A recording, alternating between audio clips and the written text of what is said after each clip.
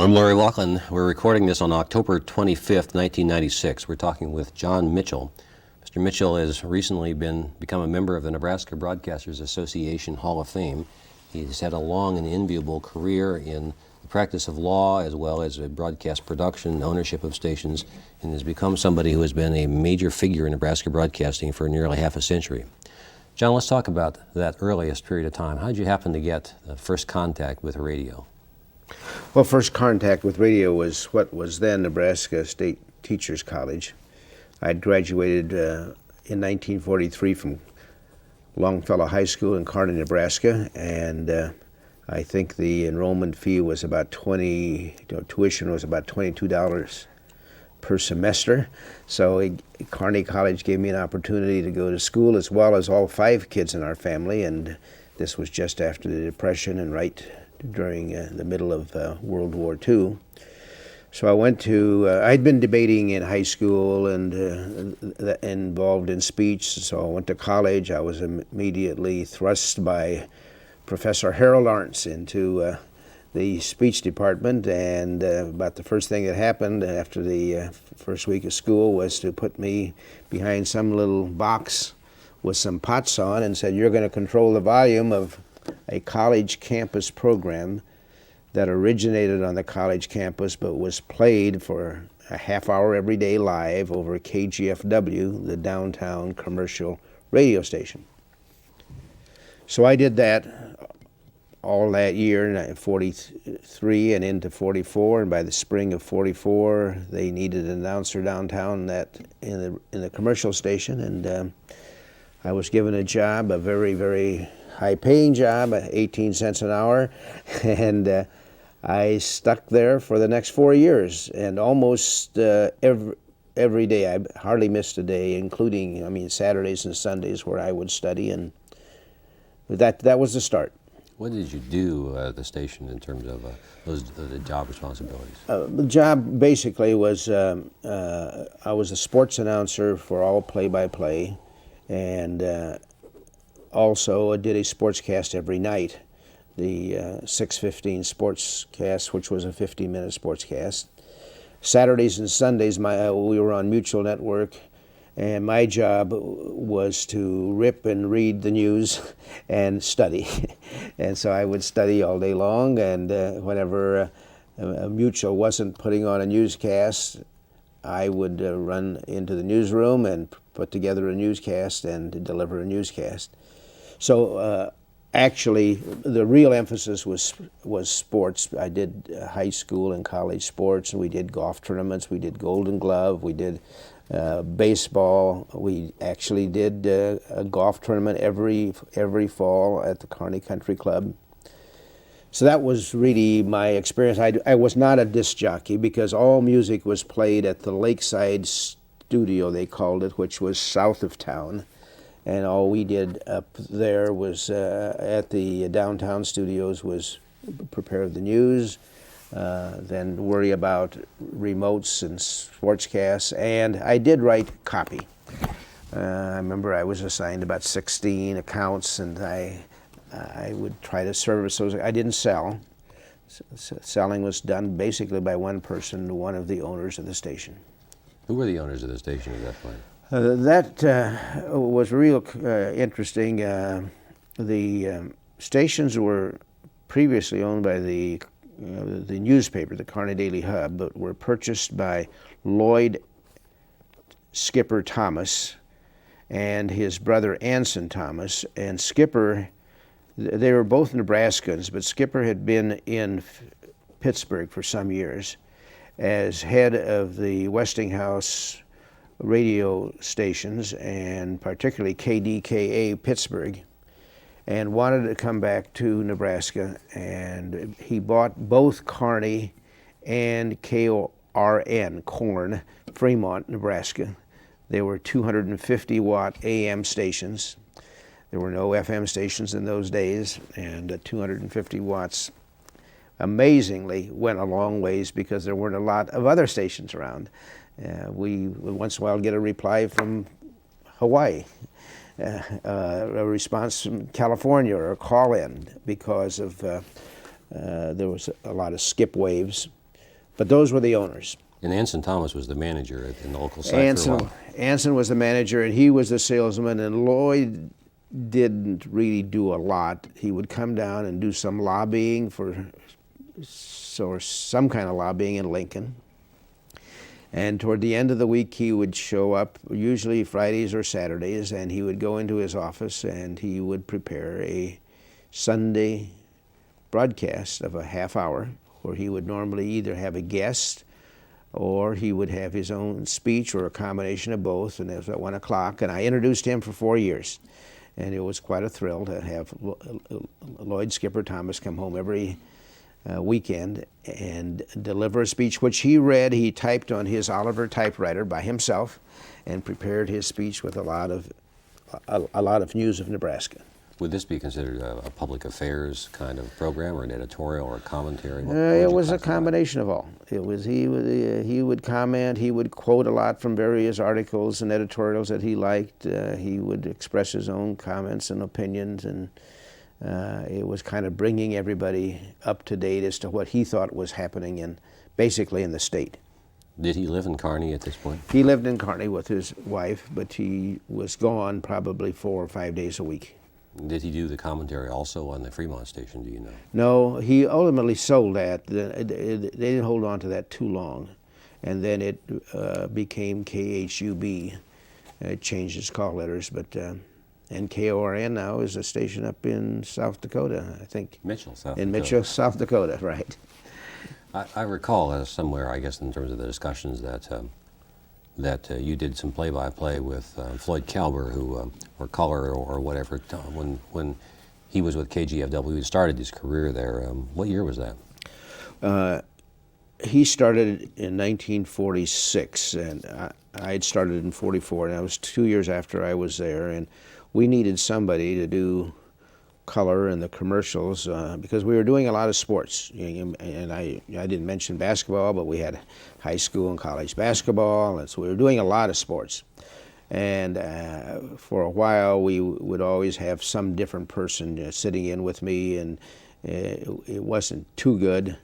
It was a little inconsistent. And so Floyd had never been on radio anywhere, and I guess there was an ad placed in the World Herald, and he'd seen it and came out, and I think he started maybe possibly 17 cents an hour. And we were together for 2 years, and he was full-time, and I was still going to school, but he was full-time with another interesting person by the name of Harry Garrett, who ended up at KHUB Fremont and stayed there until his retirement. I think Harry's still living, but the three of us were there, and a couple of other characters that were around. But Floyd Kalber got his start there, spent 2 years there, and then went to Peoria, Illinois. What was radio? What was the perception of radio by the audience, the citizens of Kearney in the area at this particular period of time? Oh, it was extremely important. It was the real voice of the city. It was what you would listen to. There was no you have to remember, a world without FM, a world without TV, and there was a daily newspaper in our community at Kearney, and there was KGFW.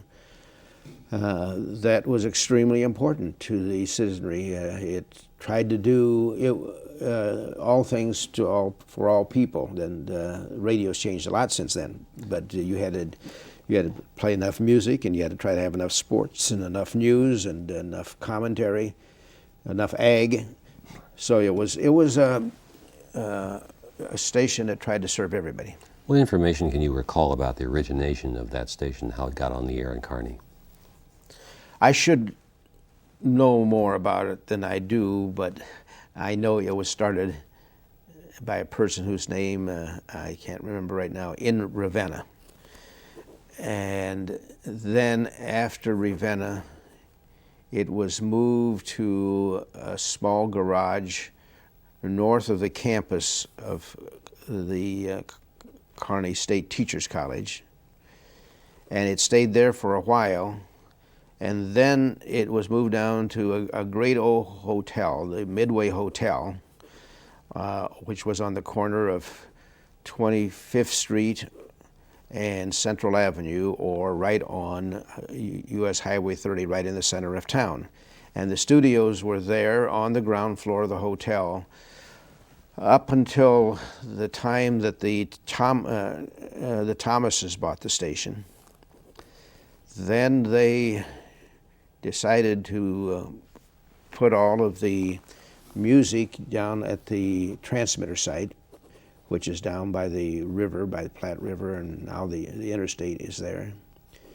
But to have a downtown studio where talk would originate and where the sales and programming and administrative officers would be, and the station is still in that same place. Now, the chances are they moved in there probably in the late, I would like to say late 30s, 38 or 39, and so we're talking about 96, so it's been there for a long time. Where did the call sign come from?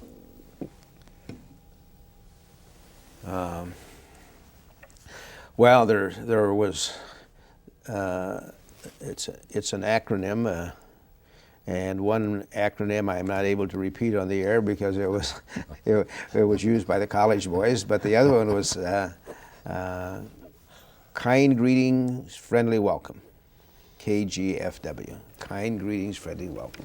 Was that an acronym that was developed after the original call sign? Sometimes the original call signs were ones that were arbitrarily assigned by the commission, and then the acronym develops later, and sometimes the acronym comes first. I don't know. It's an interesting. And I'm not sure it's true, but that's what we all kind of accepted as to what that stood for. Now, despite the fact you're a very successful radio personality, you decided to go into law school. How does law school fit in with your radio interests? Well, I had known somewhere in my first or second year of college that I probably was headed for law. I was going to be a doctor in high school and was planning on becoming a doctor, but one of my very good friends, Keith Edwards, his dad, C.B. Edwards, was the doctor a general practitioner in Kearney, and I was over to their house on occasion, and I would see the life that he had to lead. And we'd sit down to a nice dinner, and all of a sudden he'd have to get up and say, "I'm sorry, I have to leave." And then I had a little trouble. I cut my hand once, and I saw that blood, and all that blood kind of bothered me. So I started saying, I'm not sure that I'm meant for being a doctor, but I enjoyed speech, and I enjoyed debate. So it looked like law was the right thing to do. And then I had a brother that was quite influential. He was my roommate at home, and the next older brother, George, who is the extremely, we call him the educated Mitchell, because he's not only went through Kearney College, he came down to university for a year, went to Georgetown, got his master's degree, went to the Sorbonne, went to Oxford, has gone to George Washington University. But anyway, he ended up in foreign service at Georgetown. And he convinced me that law was the right thing for me, and I decided that I would apply to go to law school. So I went to law school and went to Georgetown. I started in 1947 and returned to Kearney. I kind of wanted to go into politics, and that's why I came home. I could have stayed in Washington. I had some nice opportunities there after law school, but I decided to come back home and had a very serious race for county attorney where I think I lost by 9 votes, and then I ran against that person later for police judge and won by 11 votes, and then became the justice of the peace, and I actually almost survived off of the fees in those days that a justice of the peace got from mostly traffic cases.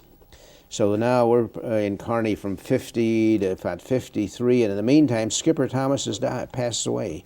He was a diabetic, and he passed away, and his wife was attempting to run the station with the help of some other people, and she decided to sell, and the secretary up at the station that I knew quite well stopped by the office one day and says, "John, why don't you buy the radio station?" And I said, "Well, with what, Esther?" I said, it's hard enough trying to eat. And I was serious. I was married. We didn't have any family yet, but it was difficult. My rent had been $22 up on a second floor, and for my office, and it was $40 for our apartment, and that was quite a bit of money to scrape up. But anyway, we were able to. I started thinking about it, and she says, "Well, a North Platte group is going to buy it if you don't," and so she says, "Try to put something together, because I think Mrs. Thomas would really like to have somebody here buy it." So I put together a group of my mother and my brother and a cousin and two other good friends, and they put up a little money, and I put up none except all of the sweat. And we put it together. We bought that station for $100,000 and put $10,000 down. And each 4 people put $2,000 apiece, and 2 people, my mother and my brother, put $1,000 apiece. And that's how we got the station. But then a lot of things happened after that. What year was this? That would have been 1953. So that's 53 years ago. 43 years ago. Now, from the base of operations at KGFW, in addition to your law practice, you continue back in broadcasting, and you buy more stations, and you become continually interested in this. How you balance the world here of doing both things simultaneously? Well, it was quite difficult, and we also had some very, very tough times. I mean, how we met payroll, I have no idea. From times I'd get up and sweat it out every day. The worst thing that happened to me is that when I was going through college and was working at the station, the real good morning man, and the only morning man around, was Honest John Jack Lewis. And he was a jolly fellow, a joke teller. He had everybody listening. Everybody knew Honest John at KGFW.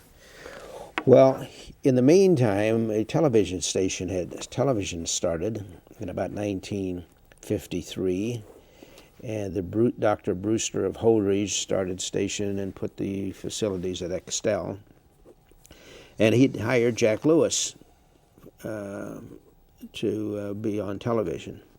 Well, I kind of wanted to get Jack back into radio, so I told Jack what I was doing, that I was planning on buying, and like to get him back in. And lo and behold, I don't know whether the name of Honest John was really fitting, because within 2 months later, he was part of another group that filed for another frequency at 1460 on the dial in Kearney, an AM station, 5,000 watts. We had 250 watts.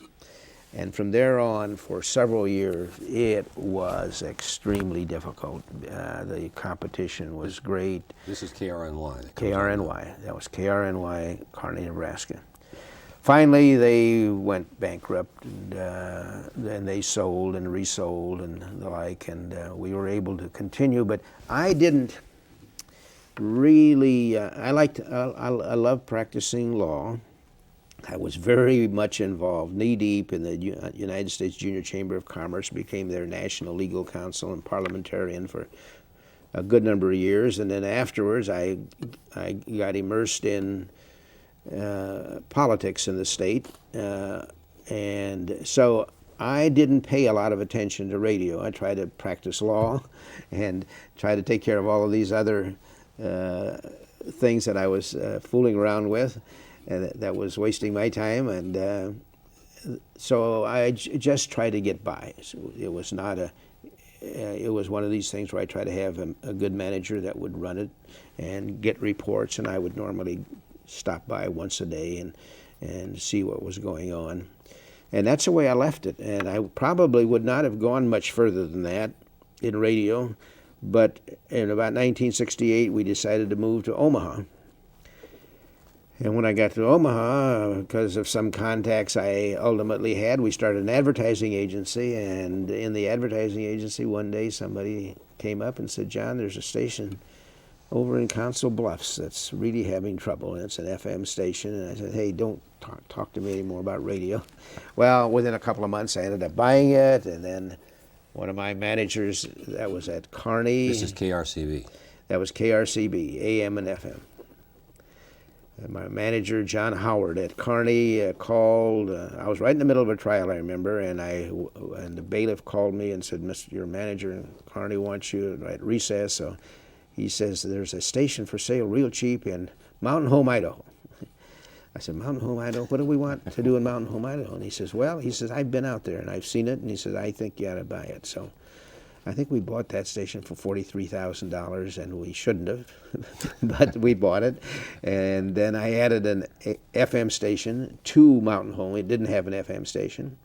And ultimately we sold it and got out well, but it was a big struggle. And I learned then that I did not want to go into any radio station that was further than I could get to in the morning and maybe get home at night, whether it's by plane or car. So that's how we got into the Omaha market by buying KRCB, and that was in a little house in Council Bluffs next to a church, where a lot of activities I think were going on in that little house before we bought it. What was the name of the advertising agency? Young and Mitchell. And it was Ron Young. We started from scratch. Ron Young had been with Coyle as a salesperson, but he felt that he wanted to get into an advertising agency. He didn't have any money, and I didn't have much, but I had enough to get him started. And my wife is an artist, Mary, and so Mary was vice president and in charge of artwork.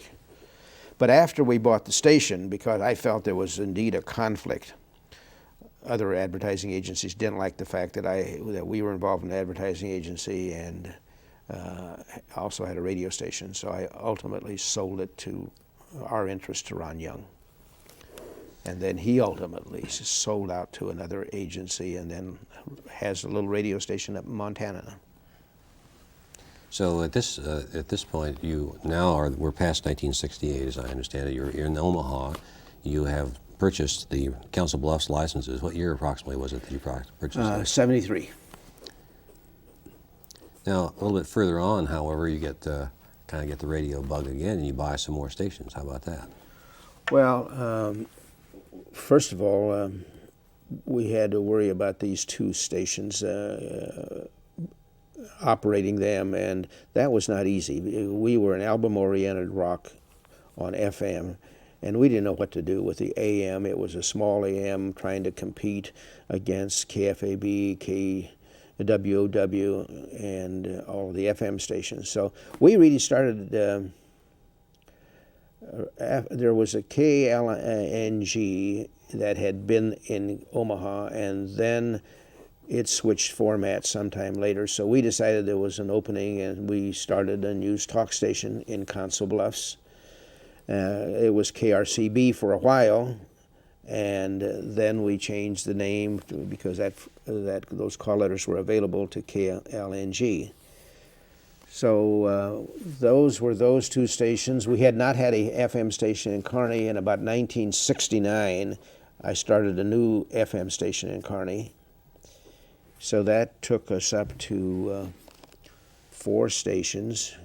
And then we had the 2 stations in Idaho and ultimately sold those. And then probably almost 10 years ago, so it would be probably 1987, we got a construction permit for a new AM station in Bellevue. There had been applications made several years before that by several people, pardon me, to put that station either in Lincoln or Council Bluffs or whatever, but we filed in Bellevue that didn't have a station. So ultimately we got that construction permit and built what is now known as KKAR. It was 1180 then. Well, that signal wasn't really the best. It was a 5,000 watt, but it still had some trouble because we were 1180 and WOW was 590, and because of something that happens, we're double harmonics, I think is the name of it. 590 times 2 is 1180. There were certain problems that were created. So it wasn't the best signal for us, and we ultimately decided we had to do something, so we ended up buying a legendary old station that was having a lot of trouble, Coil, which was 1290 on the dial, and we switched our K-car to 1290 to give it a better signal, and we switched Coil to 1180. And then I guess we did something after that. We about a year and a half ago, about 5 or 6 years ago, we got involved in North Platte. So that would be 89 to 90 to 91. We bought one station, KXNP, from Neil Nelkin in North Platte, and then within a year or two, we ended up buying KODY, AM and FM. And the rules then required us to get rid of one of the FMs, which was really too bad because we could use it today. And so we ended up in North Platte with an AM and FM, in Kearney with an AM and an FM. We were in Omaha with the 2 AMs and an FM, and then we saw an opportunity of buying what was a Lincoln licensed station, but it called itself KYNN then, but before that it was KFMQ, an album-oriented rock station. The owners were in Wisconsin, and they had moved the studios to Omaha, trying to make it an Omaha station, but it was still Lincoln licensed. And we bought that probably in spring of 94. And that's where we are today. John, when you originally applied for and got the construction permit for KKAR when it was on 1180, there were those folks who said that was your legal sophistication which helped you get past a lot of competing applicants and get the construction permit because you knew how to analyze the details. Talk a little bit about that ability to get that license. I don't think it had anything to do with any astuteness on my part. It had more to do with probably listening to some other advice. The advice came really from Dick Chapin, one of the best broadcasters in the country, living here in Lincoln. And Dick had pointed out to me the availability of this frequency earlier.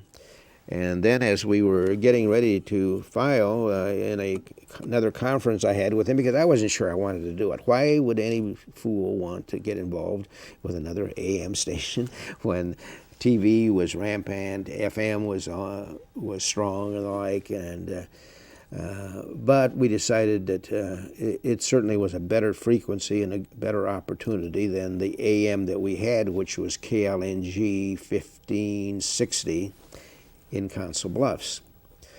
So in the course of the discussions between Chapin and my Washington attorney, Vince Pepper, who was a classmate of mine at Georgetown and became a communications attorney, and who I still employ as my Washington counsel, it was suggested that the better chance to avoid hearings would be to file in a community that didn't have a radio station, had sufficient population to justify having a station.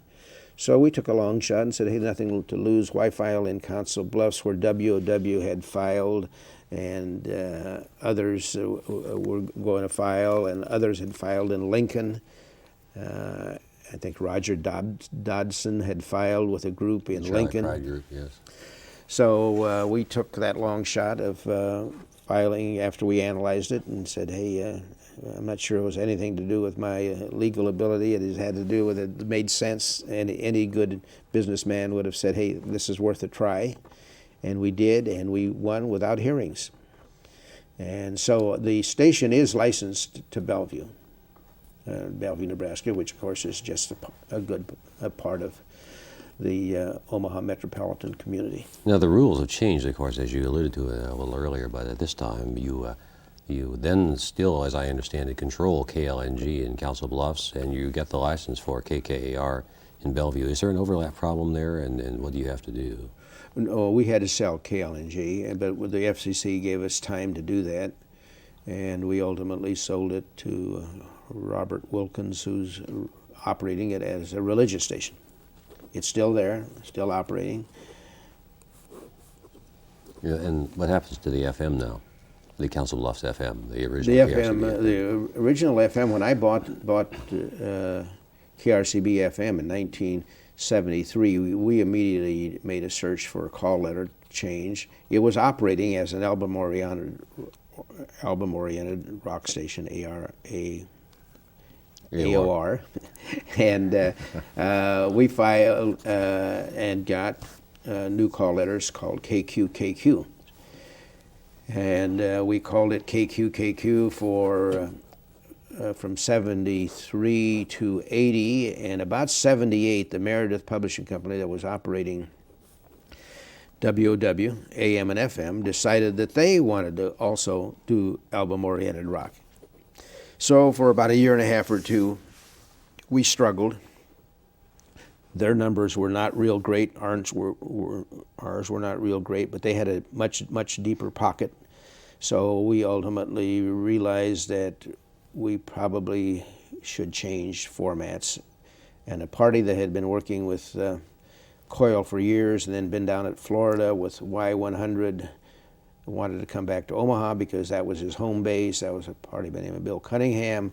He convinced me that we should change, and there was an opening, a hole, as the radio people call it, a hole in the market for CHR, or contemporary hit radio, or top 40 radio, that Todd Storrs had really started in Omaha, and that Coil had carried on even better than Todd Storrs for many years under the direction of Don Burden, who owned the stations, and then ultimately lost them. But in about 1980, we switched to contemporary hit radio, CHR. In addition to KQKQ, we added on the name of Sweet 98. So it is still KQKQ, Sweet 98, 98.5 on the dial, and remains a CHR station. Now, John, you mentioned the names of some people that you have had as your employees, and some folks that you've had as your friends and advisors and so forth. Maybe you can expand a little bit first in terms of some of the folks who have worked with you in your stations as your managers or program directors or other kinds of folks whose names are familiar to people in Nebraska broadcasting.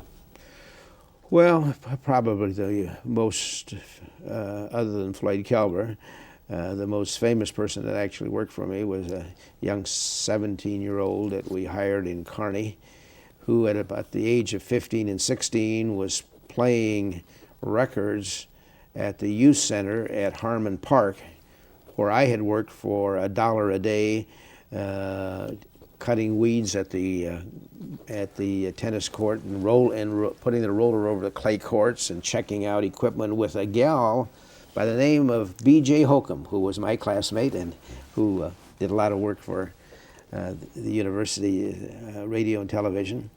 And B.J. and I were classmates.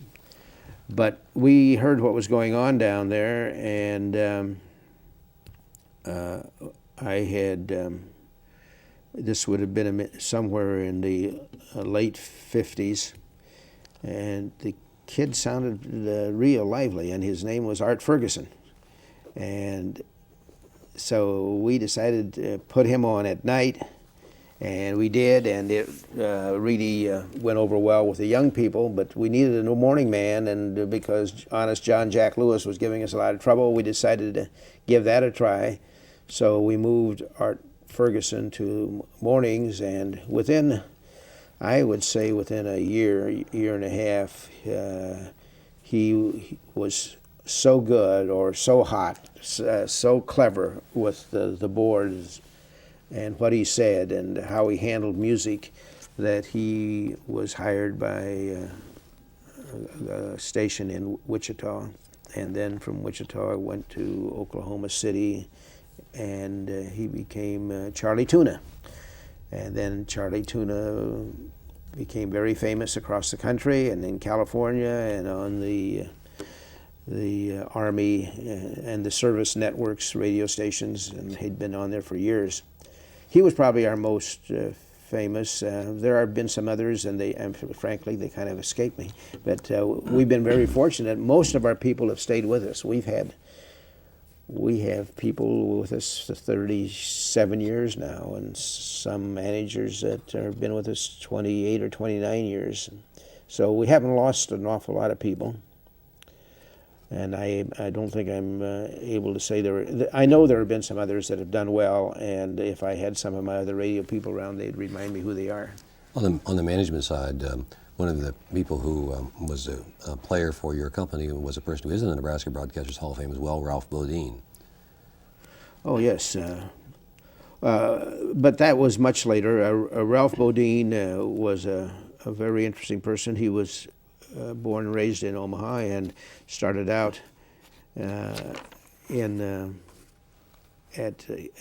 newspaper at the World Herald, and then went, I understand, to KOWH. And from there, he kept moving up and ultimately became the president of ABC networks, radio networks, the top guy in New York.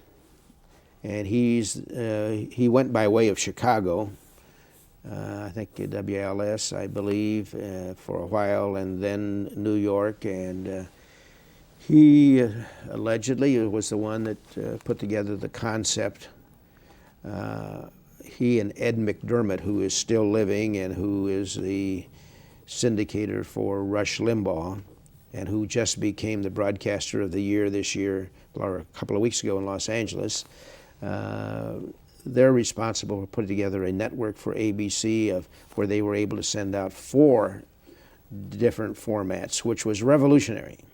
And today, a lot of syndicators put out many networks, but Ralph Bodine was in charge of that. He ultimately got tired of New York, loved to play golf, loved warm weather, so moved his family, 4 kids and all, to Phoenix. And he remained in Phoenix for many years, doing basically consulting work for radio stations, got off into some manufacturing company for a while, then ended back up in consulting and radio, and I met him accidentally at a radio function in New Orleans, and we hired him, and shortly thereafter, because I needed a manager in Omaha, and he was with us starting KKAR. He helped put that together, construct it and all, and unfortunately I did not know when I hired him that he had some prostate cancer problems. He thought he had them under control. They flared up again, and he was probably with us about 4 years before passing away. But he's a famous name in broadcasting. Now, KKAR, when it comes on, is really almost revolutionary in terms of the changes of technology and the news talk format and the computers and so forth. How did that all kind of fit together with your overall plans? Well, there was a real question as to what should we do with that AM station. And so we hired a research firm. I think it's called Research Inc. out of Seattle. And spent quite a bit of money having a research program conducted, and they indicated to us at that time probably the best thing for an AM station to do would become a all news or a news talk station in Omaha, because there were none at that time. The only thing that was close was the amount of news that WOW and KFAB were doing, but both of those were playing a lot of music, and they were all-purpose stations and trying to appeal to different audiences. So there was obviously a hole at that time. We decided to make it an all-news station. One of the influencing persons was Steve Brown, who was another rather famous name in radio, who I think at a very young age, was the disc jockey of the year out in Los Angeles. But Steve Brown had been the right-hand man for Don Burden at Coyle, and Don Burden had put together stations in Omaha and in Indianapolis, and in Portland. And Steve was very much involved in the programming aspects of those stations. And Steve Brown saw the hole in the Omaha market, and he started working on me real hard for, before we ever put KKR on the air, to do something, and wanted to be part of it. So we finally made a decision to go all news, and we started out with a very large news staff, I think 17 or 18 people for radio, which is a lot of people. And it was all news. I mean, between local news and network news, we were CBS. We did it a little different. We sent our news guys out with video cameras, and they would get audio on the video, and they would come back, and we tried this out for a while, looking at the video and seeing if there were parts of that story that we really wanted, but then when we'd only take the audio. That was a clever idea, but it really was a little cumbersome. So we soon forgot the use of the cameras, and as we continued with news, we realized that it's pretty hard to keep people listening, and in this business today, whether we like it or not, you have to have good ratings. And to get good ratings, you have to have quarter-hour shares. And to get quarter-hour shares, you have to have people listening longer. So time spent listening was extremely important. And if you have an all-news station and you really like news, you're going to tune in, and after 10 or 15 or 20 minutes, maybe you have all you want, and you don't want to necessarily hear the same thing or something similar. And so it was difficult to get people spending a lot of time listening to your station. You'd have a lot of cumulative listening, people that spent 5 minutes or more during a week that would come into your station, dip in and dip out.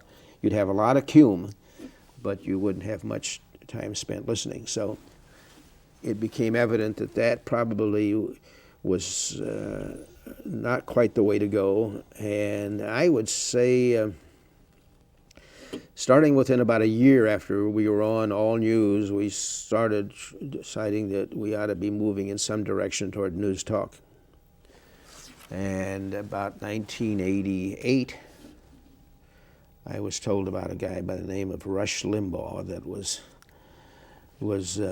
doing something in New York, and if you're going to go into talk, maybe you ought to be thinking about this guy, because he seemed to be doing something. And Ralph Bodine was very close with Ed McDermott, and Ed from ABC. Ed McDermott then had become president of ABC following Ralph Bodine. He then left there and started the EFM, Edward Francis McDermott EFM network, and was able to find this young guy out in Sacramento by the name of Rush Limbaugh.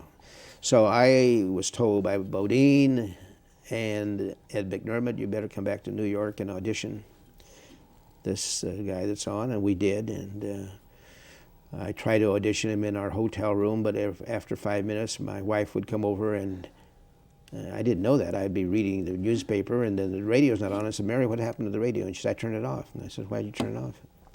She says, you can't put that on. You can't put him on in Omaha, Nebraska. And I said, why not? He said, you're a Democrat. I said, well, what's that got to do with it? And she said, well, he's so right-wing. And I said, what's that got to do with it?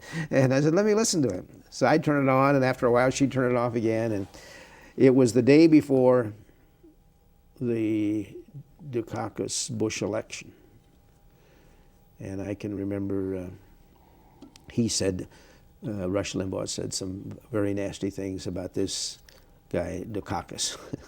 And that also irritated my wife. And as I listened, though, I saw that he was I had a feel that he was an entertainer.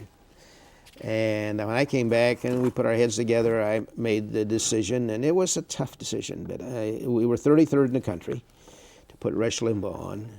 And so that was our transition from all news to news talk. Now, KFAB was not news talk yet. So it looked like it was still the logical thing, and had they been news talk, they undoubtedly would have gotten Rush Limbaugh from us, or before we got him, because they've done everything they could in the meantime to try to get him. So we then made our change, put Steve Brown on the morning show and the like, and made our movement into the news talk area, put Rush Limbaugh on in Kearney at KGFW and in North Platte at KODY, and those markets are all quite similar, being news talk stations for their AM stations. John, you mentioned your Democratic Party affiliation. You've become quite a prominent person in terms of the Democratic Party, and this takes some time away from the radio business and from the practice of law. How again do you reconcile all of these kinds of things going on at the same time? Insanity. It really helps a lot. You have to be a little nuts to do all those things. I was always I was always an active kid. You were the Democratic National Committeeman for a while, were you not? I was a Democratic state chairman during the years. They were the Kennedy Johnson years, and they were the Brooks Morrison Exxon years, and then up to the Kerry years. I would say from about 58 to 72, I was quite active, and it's kind of funny because we still have Frank Morrison around, and Jim Exxon around, and Norman Kravoshin around, and Frank Barrett. About 8 of us decided in about 58 that it wasn't a matter of being Republican or Democrat. It was more a matter of the fact that the state was too one-sided. There was ridiculous people that were candidates on the Democratic side, so you had no choice. And we felt that if you're going to have good government, the real purpose for political parties was to try to get the best candidates you could, and then the populace had a choice between two good people, and we couldn't lose that way. So we scratched around and we found Ralph Brooks, who was making great speeches around Nebraska and superintendent of at schools at McCook. And lo and behold, Ralph Brooks won, and that was the real beginning of the Democratic Party. And then Frank Morrison insisted that I become the state chairman, and that was a big battle because we had to oust people that were entrenched in Omaha with Bernie Boyle and the like, and Jim Exxon was a great political worker. He was a wonderful guy to work with, as well as guys like Sorensen, and who became lieutenant governor, and Phil Sorensen. Phil Sorensen, who was a very able person. We had a wonderful group that worked together very closely, and it's interesting because this is a little group can start a movement, and we started a movement not for what we thought was for the better, because we think that we've offered good candidates to the state, and my explanation to people as to why did you win. Why have you won so often? Because we've offered better candidates. Now, I'll go back to the point that you made when you were talking about your wife mentioned to you that she thought it was unlikely that you'd make a decision to put Rush Limbaugh on because of your interest in the Democratic Party and so forth. But over a period of time, you operate with lots of different formats in the radio business, and you make lots of kinds of decisions that show a very wide range, well beyond probably your personal taste. How do you analyze what kind of programming should be on, what kind of stations can go where, and what the political as well as economic considerations have been over the years? Maybe just an example. Well, it's not easy, and we are doing it today yet. Every day we do that. Do we have the right format? And one rule that radio station owners use is that if you and your wife like it, you know it's the wrong thing. and if you don't like it, maybe you ought to look at it. So what we've had to do, and what is happening a lot in radio and television, is the use of consultants and research firms. And even with the last entry into Omaha Lincoln, which is the station KGDE called The Edge, which is alternative rock. The former KMFMQ that you mentioned Right. that you bought 2 years ago, roughly. Correct. We did research. We did rather expensive research, and we listened to the research people make their presentation. And as they presented each format down the road, we were hanging our heads, thinking, "There's nothing here." And finally, they came to their last one, and they said, "There is a potential home run here."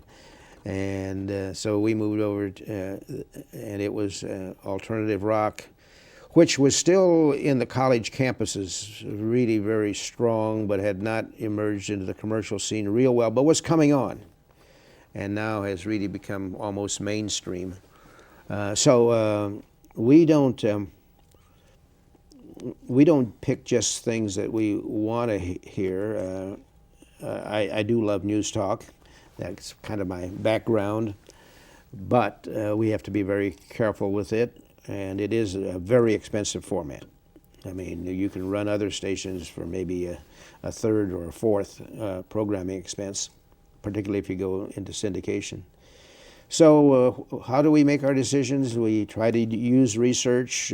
Some of them are kind of gut decisions. This last decision we made on The Edge, all of my managers, we have a management team, they wanted to go to hot AC. What is hot AC? I don't know what hot AC is, but it's somewhere a little quieter than CHR, but it's getting closer, and supposedly it's on the upper demographics, maybe in the 30, 35 female. Everybody wanted to go hot AC. And we finally said, wait, we're not going to make this expenditure, this investment, without some research. And research all said, hey, hot AC was not the number one thing to do, although it was second. But by far, it was alternative rock. John, sometimes people think that the principal owner of a broadcast facility's personality and goals are really reflected in the way that the station is operated. What do you think of that idea? I think that's probably true. Some people hide it better than others. Some people stay totally away from it and leave it up to programmers to make all decisions. And my involvement is somewhat different. I probably make the final decision, but I always ask, what is your recommendation? And I'll either get a recommendation from a manager or from a management team. And I try not to push my own personal desires, except there are some exceptions where I want certain things done. I think certain things ought to be done in the community. Right now, I just sent out a note yesterday saying from now on in Omaha, after every station break, there's going to be locally owned and operated, because we are about the last remnants of locally owned ownership, in not quite the last, but we're the last large group in Omaha. And I think it's important that people know that we're not owned by a San Diego group or a Milwaukee Journal group out of Milwaukee or another group out of Wichita. So there are some decisions that I do make that obviously reflect the wishes of an owner. Obviously I wanted Big Red football on, and we worked hard at it, and there were some people on our staff that didn't. They felt it was too expensive, and it was and is too expensive. It does take over a lot of time and personnel, but it does add some other dimensions. So yes, I think an owner does have a tendency to push in his ideas. As we're coming close to the end, I'm going to ask you the toughest question. What's the most fun you've had in the radio business? I think probably the most fun has been the various conventions that I've gone to. I used to go to all the Bar Association conventions because over the years, for 45 years, I was an active lawyer, and I tried a lot of cases. I handled a lot of matters for a lot of clients until about the last year. And I enjoyed that because I was doing things for people, but I'd always tell my lawyers, I said, hey, we're pretty dull when we go to conventions, and the radio people have a lot more fun. So believe it or not, at my age, going on to 150, last week my wife and I were in California, and we're proud of ourselves that even after a heart attack, 2 nights in a row we took in 5 different parties, fun parties, like the House of Blues and the Westwood Club and all that kind of stuff. But those associations, it's not just the fun, it's the people, the association with these people over the years that we've been able to make a lot of good friends across the country, and that's been the enjoyable part. What's radio do for society right now? I think radio is just absolutely fabulous, and it is getting better because it is so personal, it is so mobile. It's the thing that you can take with you in the car, into the stadium, into the bathroom, into the living room down in the basement. And it's free. It's great choices in radio today. Tremendous choices. The formats are all there. And then I think I'm a great believer in public radio also. And I think the combination of commercial and public radio has been wonderful for America, and that we've got a fabulous menu of radio. How does radio help democracy? Well, I just think so unbelievable that we have radio with so much, an industry with so much free speech. I mean, I have studied the possibility of a Howard Stern on one of our stations, and I say, well, no, he's got the right of free speech, but I don't want to put him on because I don't believe in vulgarity, and he has a tendency to use a little bit too much of it. But he's on the one end, and then we have a lot of right-wing people on the other end. We have a lot of liberals in between. I think there is no forum that offers more free speech than radio. What do you think the changes in the radio business, the allowing, for example, a single operator like yourself to own more than one station or up to 4 stations in a geographic area will do in terms of the future? Well, there's a serious question whether a single operator like me can survive. And then that was one of the big discussions in last week's conferences in Los Angeles, radio conferences in Los Angeles. What has happened is that there is tremendous public money that has been brought together by large corporations who've gone to the public, and they don't go to the bank, they go to the public and sell stock, so they don't have to pay back principal or interest, so they don't have a debt to service, and they have these large public funds that they're able to buy up, and that's what's happening in Omaha. It's happening around the country, and so I think independents like me will be swallowed up. The prices that are being offered today are so ridiculous that you can't turn them down unless you just want to, be real stupid. And it's probably going to happen to me. It's happened to others clear across the country. There's some good part to it, though. I'm not trying to be negative about it.